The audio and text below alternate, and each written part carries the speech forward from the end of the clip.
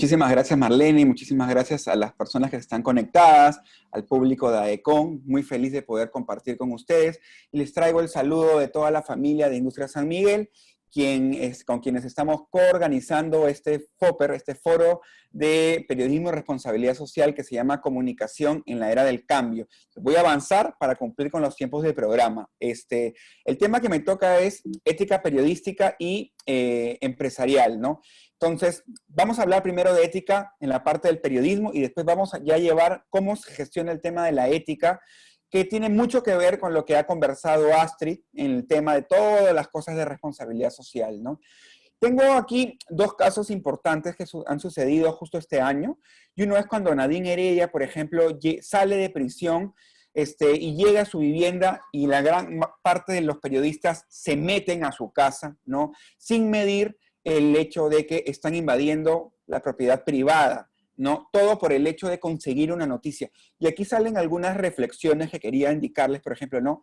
Que hasta qué punto el periodista tiene que, o el comunicador en sí, tiene que pasar o hacer cosas para conseguir una noticia, ¿no? Y ese es un tema de reflexión. Y aquí, en este caso particular, hubo una sola periodista que no transgredió esto, que fue la corresponsal de CNN en el Perú, ¿no? Que se dio cuenta de este tema y paró, ¿no? Y a partir de ahí cubrió también la nota, pero sin invadir la propiedad privada.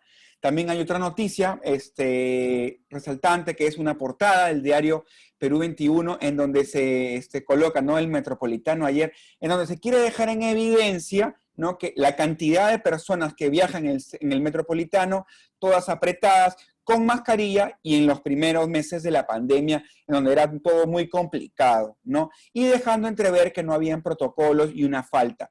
Pero a partir de que salió esta portada, salió en comentarios a partir de las redes sociales que había habido un error, ¿no?, en esta portada, que no era el Metropolitano, sino era el metro en Colombia, ¿no? Entonces, a partir de ahí, pues, empezaron a haber una serie de cuestionamientos que terminaron en un tuit por parte de Perú 21, donde el editor central se disculpaba, ¿no?, de diseño sobre todo, pedía disculpas a los lectores, ¿no?, y autoridades de la ciudad por publicar esa imagen errada el 23 de mayo. Otro caso que también nos lleva a esta reflexión, también último, es el famoso también, las famosas fake news, ¿no?, de este presunto científico peruano que aseguraba trabajar contra la vacuna para el COVID, ¿no? Este famoso Jorge Luis Cuyubamba, ¿no?, que el apellido le quedó perfecto, porque a partir de eso engañó a toda la comunidad periodística en el Perú, ¿no? O sea, esta nota sale en un medio de comunicación, específicamente en Andina, y a partir de ahí, como de costumbre, muchos medios recogen algunas notas y empiezan a publicarla, pero ahí hubo una falla porque no se contrastó la información. Y solamente hubo algún periodista que contrastó, y a partir de ahí empezó a averiguar y se desencadenó y se cayó como castillo de naipes famoso Cuyubamba, que terminó siendo muy bamba, ¿no? Entonces, a partir de allí, claro, hay unos temas, ¿no? ¿Sirve la ética periodística? Que yo quiero que ustedes me ayuden a compartir con sus comentarios, ¿no? ¿Qué consecuencias trae infringir la ética, ¿no? ¿Y a quiénes afecta las fallas de los periodistas cuando no son éticos en el actuar, en el comunicar, ¿no? Y son reflexiones que debemos tomar muy en cuenta, sobre todo porque siempre hablamos del famoso rol que tiene el periodista, ¿no? Que no solamente es el de informar, sino también es el de contar la verdad, pero contar la verdad con responsabilidad, que es lo que siempre debemos tomar en cuenta, ¿no? Y a partir de ahí sale el tema de ética periodística, ¿no? Que son todos esos conjuntos de normas que rigen sobre todo la conciencia moral. Pero para hacer mucho más sencillo el tema de la ética periodística, ¿no? Cuando hablamos de ética, siempre hay dos palabras claves que siempre están con ella, que es el concepto de libertad, ¿no?, y el concepto de responsabilidad. O sea, no es una libertad sin ataduras, sino es una libertad que siempre tiene que tener una responsabilidad, porque al contar y al ser eco y al utilizar los medios de comunicación, nuestro mensaje llega a muchísimas personas y ese mensaje tiene que ser lo más objetivo posible y evitar en la mayoría de los casos, porque sé que es imposible llegar al 100% de objetividad, pero evitar en la mayoría de los casos emitir algún sesgo en la información que nosotros podamos lanzar o podamos transmitir. Y a partir de allí, pues no, hay que tener muchos puntos en cuenta, sobre todo que tener mucha prudencia y ser reflexivos, sobre todo a la hora de ofrecer un periodismo y trabajar para ejercer el periodismo con estándares altos, pese a todo este complejo escenario que vivimos hoy en día por el COVID y sigue el COVID, porque vivimos en una época donde hay un bombardeo tremendo de información. O sea, nosotros, por ejemplo, nos llega información por el trabajo, por el correo electrónico, por los medios de comunicación, por las redes sociales, por WhatsApp, por todos lados nos bombardean de información. Y depende de las personas que nos llegan, generalmente creemos que es información cierta. Y por compartirla, a veces no nos damos cuenta y no comprobamos y compartimos información falsa. Y es a partir de ahí en donde surgen toda esta serie de fake news que hoy en día nos están bombardeando y hace cada vez más complejo establecer a quién creer. Por eso, si nosotros debemos cuidar muchísimo el tema de nuestra reputación personal. Y a partir de ahí, en el periodista, la ética es el mayor escudo que tiene una persona para hacer valer su trabajo, sobre todo en el mundo periodístico y en el mundo profesional de cualquier lado también, ¿no? Pero en los periodistas es como que el fin supremo, ¿no? Entonces, obviamente, ante esas cosas también debemos no hacer eco a antecedentes no confirmados. O sea, no gana acá el que sale primero, sino el que cuenta, el que hace un análisis mejor de la noticia y a partir de ahí cuenta los hechos de la manera mucho más objetiva. Hoy en día vemos que eso no se refleja mucho, ¿no? Sino que gana, ¿no? Como vivimos en una época también de likes, en una época de comentarios, de compartidos, de seguidores también, ¿no? Que se cree de que compartiendo primero gano esas cosas. Claro, lo puedes hacer siempre y cuando estés muy, muy seguro de que lo que vas a compartir es cierto, porque si no, no hay nada más complejo para un periodista que pedir, que rectificarse, ¿no? Y a partir de ahí también eso golpea la reputación de las personas, ¿no? Entonces acá es importante y sobre todo hay que reconocer que el público sí valora mucho la verificación de las noticias, ¿no? Por todo este alto contenido de fake news, este alto contenido de desinformación, ¿no? Entonces hay que siempre trabajar en esto, ¿no? Porque claro, en este contexto de incertidumbre, ¿no? El trabajo periodístico adquiere una relevancia particular, sobre todo porque queremos y la gente demanda noticias veraces y oportunas. Y hoy en día cualquiera, como también por todo este boom de las redes sociales, cualquier persona finge de periodista, ¿no? Porque tienes algunos seguidores, ¿no? Porque ya tienes una pantalla y tienes alguna audiencia a la cual le interesa tu contenido, te creen y a partir de ahí también está una responsabilidad, claro, pero la gente cree que porque puede tener acceso a los medios de comunicación ya se convierte en un comunicador o se convierte en un periodista, cuando eso no solamente es así, ¿no? Hay una formación detrás y en esa formación lo que siempre se nos mete en la cabeza a nosotros los periodistas y los comunicadores es actuar y trabajar siempre con la verdad, con contenidos éticos, ¿no? Para a partir de ahí empezar a dar esta información a los medios. Entonces, ¿por qué es importante o cuáles son? O sea, deben haber muchísimas razones, pero yo las he resumido en 4 razones para ser un periodista ético, ¿no? En primer lugar, por todo este tema de credibilidad, ¿no? Y para nosotros ser una autoridad, ¿no? Y que nuestras noticias tengan esa fiabilidad, es decir, que las cosas que nosotros transmitamos tengan un rasgo de verdad, que es lo que siempre se tiene que difundir. Luego también por todo el tema de calidad informativa que nosotros brindamos, porque a partir de lo que nosotros informemos, también la gente se va a hacer valoraciones de nuestro trabajo. Así como en la reputación de las empresas se trabajan los juicios de valores que tienen los diferentes stakeholders sobre una empresa, también la reputación personal se trabaja sobre eso, ¿no? Sobre los juicios de valores que tienen nuestros lectores, en el caso de los periodistas de diario o los televidentes, sobre la labor que nosotros ejercemos día a día en la realización del periodismo.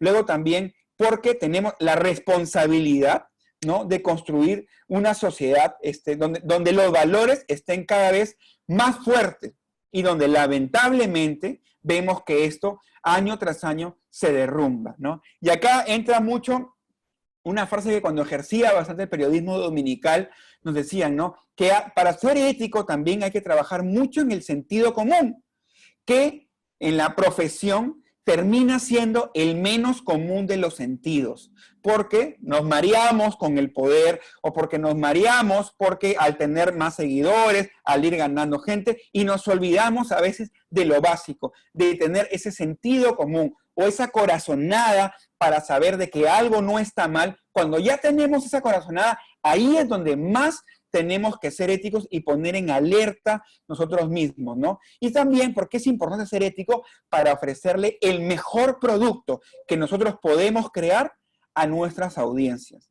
Porque creando un buen producto, investigando bien, le damos valor y sobre todo le decimos a la audiencia que nosotros los respetamos. Entonces, a partir de ahí es donde podemos también reforzar este tema de por qué ser ético. Y acá hay una frase muy linda de Gabriel García Márquez que quería darlas, ¿no? Que es: la ética no es una condición ocasional. Es decir, yo voy a ser ético los martes, miércoles y viernes, pero los lunes, no sé, los sábados y domingos, me olvido de la ética porque no, me quiero travesear o hacer algunas cosas. No, señores, o sea, cuando uno es comunicador y cuando uno es periodista sobre todo, la ética tiene que acompañar todo el camino de nuestras vidas, ¿no? Porque solo así podemos construir una carrera, creo yo, intachable y que el público al final se va a dar cuenta, y el público no es tonto porque sabe elegir y sabe diferenciar quiénes son las personas que trabajan estas cosas con de mejor forma. Algunas conclusiones de esta parte de ética, ¿no? Nosotros tenemos una responsabilidad y rol como periodistas en la sociedad. Y no nos olvidemos de eso, ¿no? Tenemos la función de informar, pero sobre todo tenemos la responsabilidad de formar a nuestra audiencia y también de entretener. Hagamos estas tres cosas: el informar, el formar y el entretener, pero sobre todo con responsabilidad. Trabajemos vivimos en toda esta era, pues, ¿no?, esta revolución digital, y claro, vivimos en una época de desinformación. No contribuyamos a estas cosas. O sea, tomémonos el tiempo para, por ejemplo, si tenemos una denuncia, contrastar a las dos partes y nosotros no emitir un juicio de opinión, sino a través de nuestras fuentes, que ellos se den a notar, y a través de cómo se den los hechos, que el público sea el que saque sus propias conclusiones. No confundamos los géneros periodísticos. Cuando hagamos una nota, es un género informativo, no es un género argumentativo. Para eso, pídele al editor de tu diario que te dé una columna periodística y allí coloca toda tu opinión. Pero no confundamos a las personas. También, al tener esta responsabilidad de formar, vemos también que en las noticias hay muchos mensajes con ideología o muchos mensajes negativos y muy pocos positivos. ¿Cuántas noticias, de cuánto de porcentaje en los noticieros de hoy en día hay noticias buenas? Yo les diría que un 80 o 90% son noticias políticas donde casi todo es malo, cosas de asaltos, robos, violaciones, todos esos temas, y de repente pasan como noticias positivas una nota curiosa por allí, o algo de espectáculos, o algo de deportes. Imagínense hacia dónde estamos llegando, ¿no? Y a veces se justifica de que las noticias buenas no tienen rating. Pero creo que allí está el gran reto de los periodistas y de los comunicadores para trabajar y poder captar más audiencias informando cosas positivas, ¿no? Y eso también va a decantar en qué tipo de periodistas queremos ser, ¿no? Periodistas que siguen lo que todo el mundo dice o periodistas que empiezan a cuestionarse algunas cosas y en ese cuestionamiento van encontrando la verdad y van destapando el polvo. Hay una frase muy linda en la que quiero cerrar esta parte, que es de un exdirector del diario El Comercio, que es: el periodismo puede ser la más noble de las profesiones, que creo que lo es, o también se puede convertir en el más vil de los oficios. ¿Qué tipo de periodistas queremos ser? Espero que todos los que nos escuchan, ¿no?, tengan esa idea de ser un periodista noble que trabaja en estas cosas. Ahora, esto hemos hablado toda la ética del rubro del periodismo, pero yo quisiera hablarles también de la ética desde el rubro de las empresas, ¿no? Y cuando hablamos de esos temas, ¿no?, es inevitable que hablemos del tema de la responsabilidad social y de la sostenibilidad, como decía Astrid también en su ponencia anterior, ¿no? Y claro, las empresas nos enfrentamos, ¿no?, a un nuevo contexto, ¿no?, ya sea del COVID, pero también nos enfrentamos a un contexto en donde la responsabilidad social tiene que brillar cada vez más y donde tenemos que hacer que cada vez más empresas se sumen a esta ola. Y específicamente quería hablarles de un tema y empezar una discusión a través de, no sé si ustedes sabían, pero en el Perú se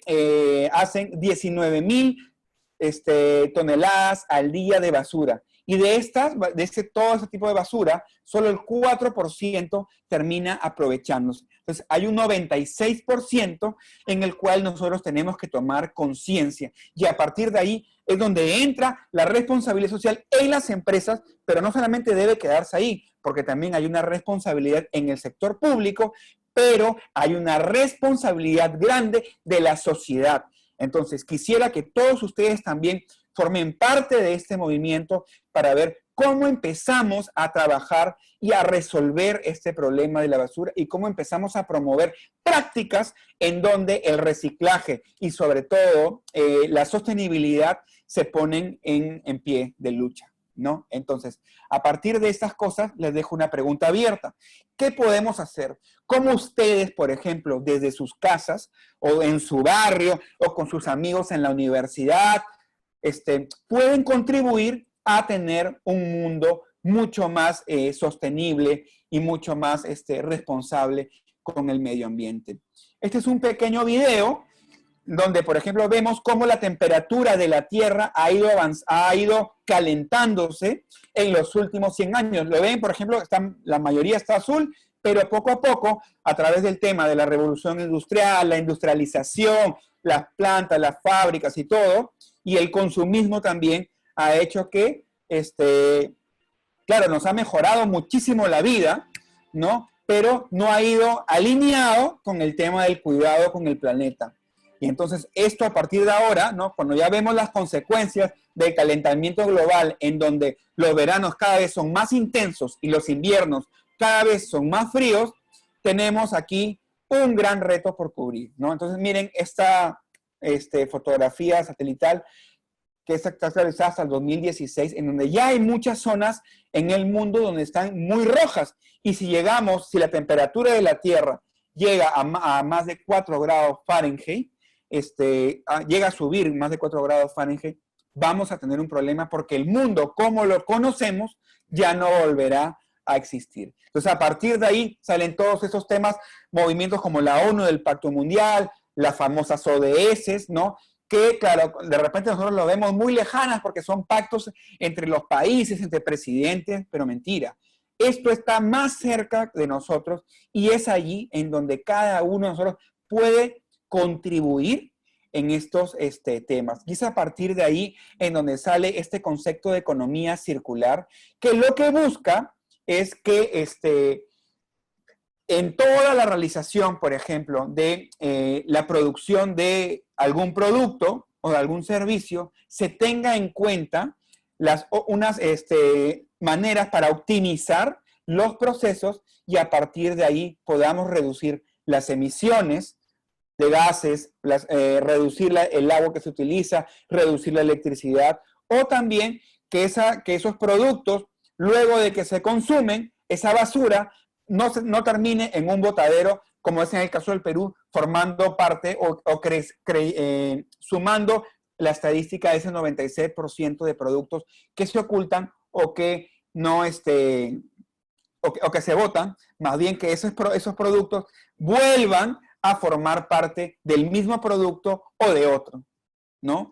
Entonces, por eso es importante promover una cultura de reciclaje pero sobre todo una cultura y un modelo en donde la economía circular esté presente. Y para resumir este modelo de economía circular siempre se hablan de las famosas R: recuperar, reciclar, rediseñar, reducir, reutilizar, reparar, renovar, ¿no? Entonces, esto lo que busca es que tomemos conciencia para preservar y para hacer que un producto tenga la mayor cantidad de vida útil. Y cuando ya no sirve, pueda, al ser fabricado, pueda volver a reciclarse y y pueda volver a formar parte del mismo producto o de otro.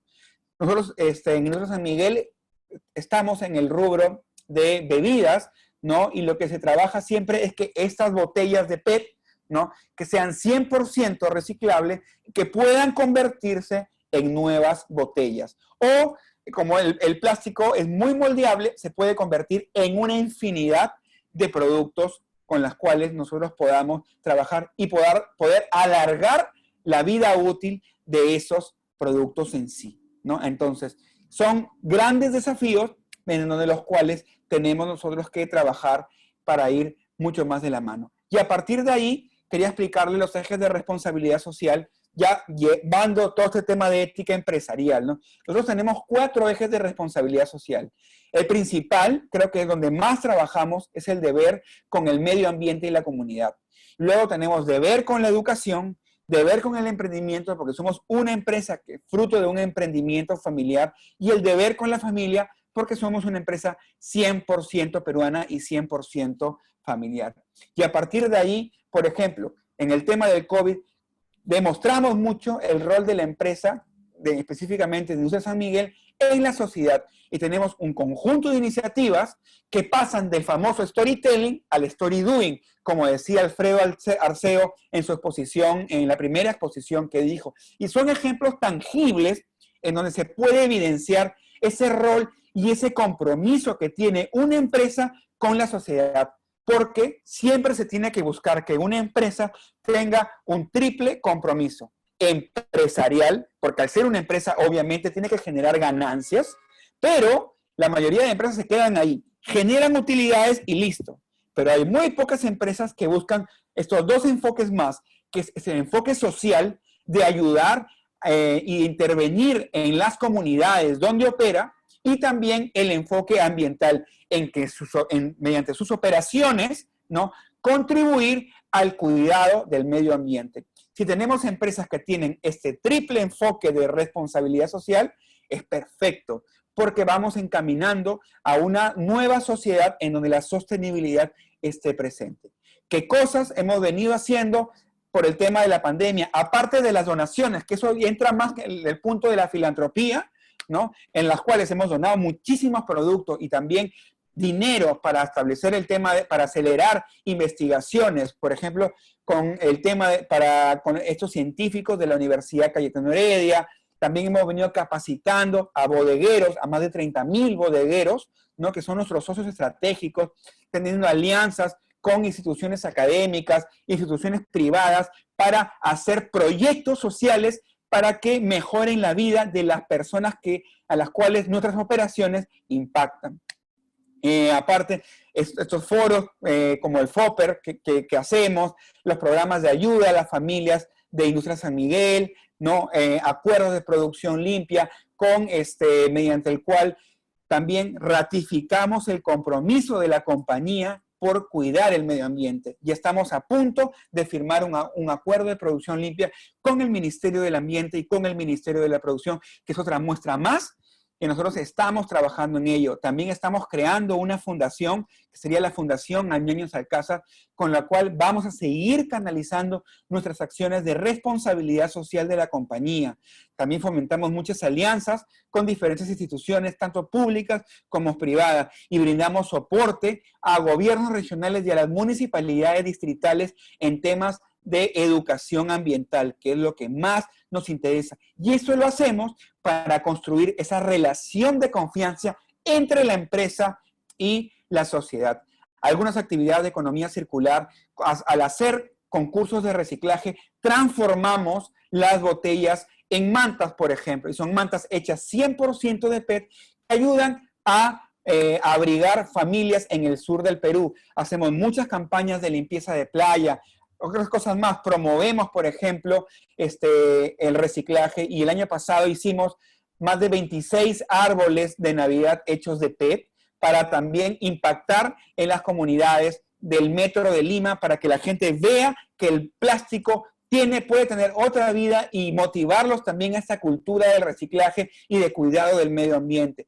Promovemos también actividades en las escuelas con un programa muy lindo que se llama Dale Energía a tu Botella, en donde gestionamos y despertamos la creatividad de los estudiantes para que creen cosas a través de las botellas de plástico, y a partir de ahí tengan una vida mucho más larga, ¿no? Y no terminen en la basura, sino darle, y que los chicos también puedan crear sus cosas, y hay ideas muy lindas porque las convierten en maceteros, en portalapiceros, e incluso las convierten en instrumentos musicales, y a partir de ahí la creatividad es el límite, ¿no?